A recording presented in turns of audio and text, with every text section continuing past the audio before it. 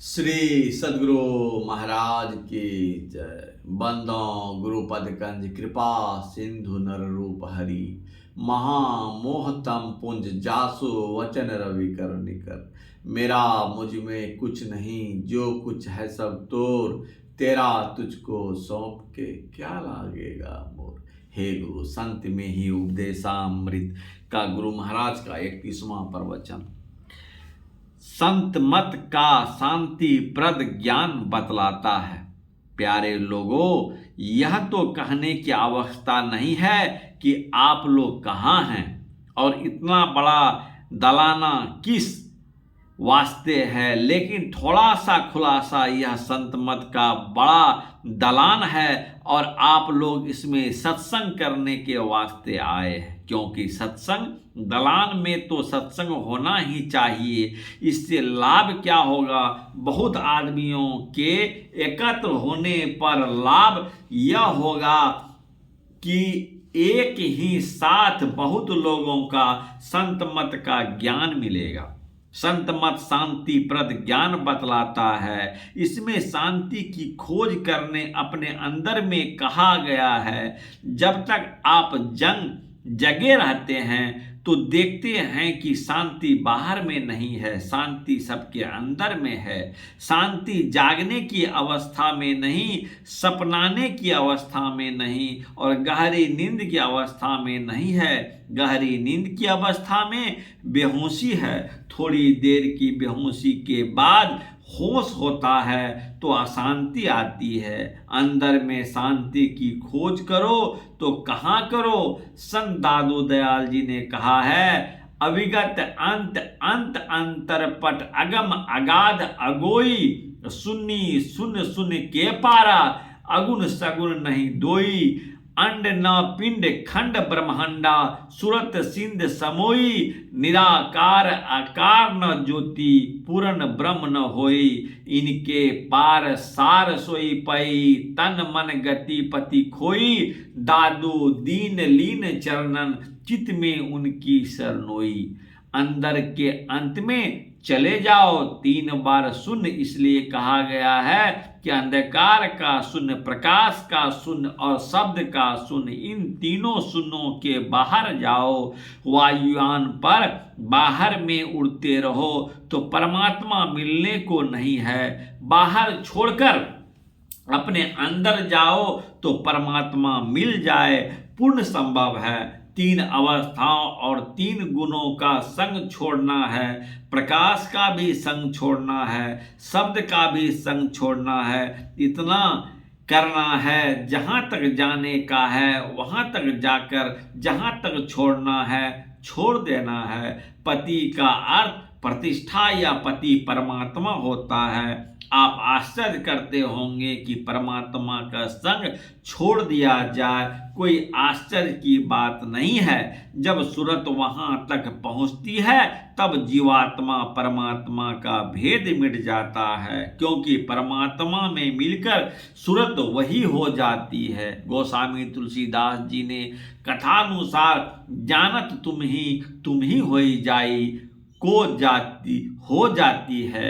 यह 3 शून्यों से बिल्कुल छूटकर यहाँ तक कि जहाँ तक गति है, इसको छोड़कर क्या होना है? वह होना है जो कहना बड़ा कठिन है। जस कथिए तस होय नहीं, जस है तेसा सो, कहत सुनन सुख उपजे, अरु परमानंद हो।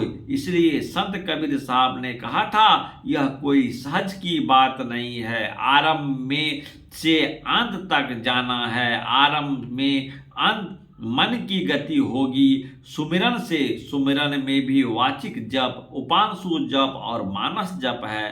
मानस जप एक प्रकार का ध्यान ही है। मानस ध्यान में गुरु को ईश्वर जानो, यह बहुत लाभप्रद है। मानस ध्यान में भी जो रूप गुरु बतावे उस रूप का ध्यान करो और उसके बाद वह ध्यान भी करो जिसको पहले कभी नहीं देखा। जिसको नहीं देखा है वह क्या है? वह बिंदु है। बिंदु को कोई नहीं देखता है, क्योंकि इसकी परिभाषा है जिसका स्थान हो परिणाम नहीं। इसको देखने की विधि संत लोग बतला गए हैं। बिंदु से ही नाद उपासना होता है, बाहरी नाद नहीं, अंदर का नाद, जिसको अनहद ध्वनि कहते हैं। इसकी प्राप्ति हो जाने पर मन विषयों से हटता है, मन एकाग्र होता है, लेकिन मनोलय वासना क्षय और बहुत दूर है।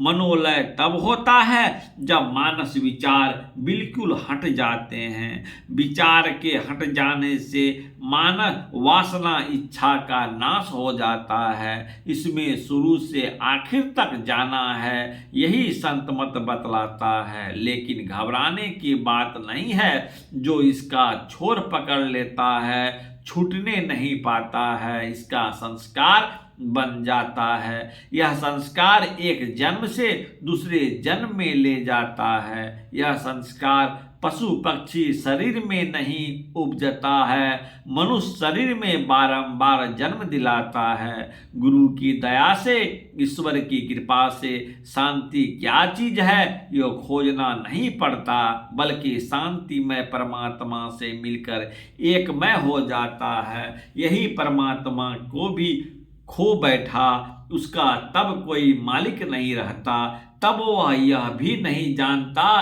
कि मैं ऐसा हो गया। वह इसलिए कि जानने वाला ज्ञाता और जानने योग्य और जानने वाले ज्ञान तीनों समाप्त हो जाते हैं। तब क्या सगुण है, क्या निर्गुण है, सब समाप्त हो जाते हैं। यहाँ आप लोग इसलिए आते हैं कि इतनी गंभीर बातों को जाने। यह ज्ञान सबके योग नहीं है, सो नहीं। बारंबार सुनते सुनते अनपढ़ भी पढ़ा हो जाता है। सुनकर स्मरण रखिए, यही छोर को पकड़ना है। इसके लिए सदा सत्संग करते रहना चाहिए और नित्य ध्यान साधना का भी अभ्यास करते रहना चाहिए।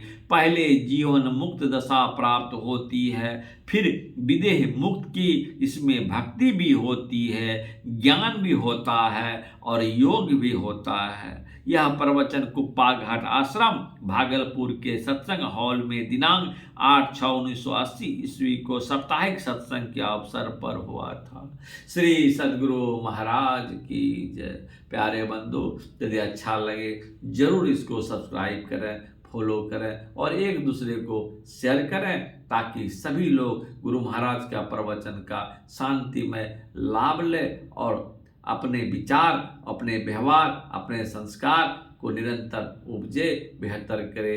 यह गुरु महाराज का नित्य सत्संग होता रहता है, इसको जरूर सब्सक्राइब करें। श्री सद्गुरु महाराज की जय। हे गुरु। आरती